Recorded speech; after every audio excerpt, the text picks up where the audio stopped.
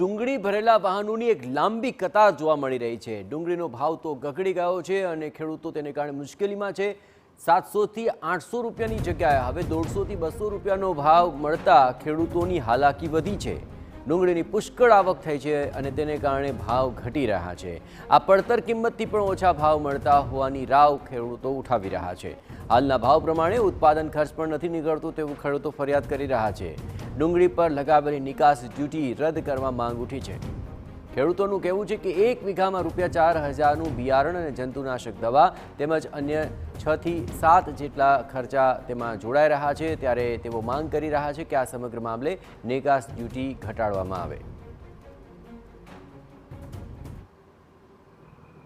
ડુંગળી વેચવા આવ્યો છો સવારે ઓલા દિવસના કાલ 5 વાગ્યાનો સૌ લાઈનમાં સૌ અને અટાણે ડુંગળીના ભાવ 100 થી 150 રૂપિયા મળે છે અને આજથી 8-10 દિવસ પહેલા એના 600 થી 700 મળતા એ ડુંગળી 150 રૂપિયામાં જાય છે। આ પડતર કિંમત અમને પોહાતી નથી। હાવ ખર્ચામાં વીઘે 4 કિલો તો બી એટલે 4000 રૂપિયા તો બી વયું જાય છે વીઘે। તે પછી 500 થી 7000 રૂપિયા વીઘે લણવાનો ખર્ચો લાગી જાય છે। એટલી જ મૂળ પડતર થાય છે એટલામાં તો વેચાય છે એવડી વસ્તુ।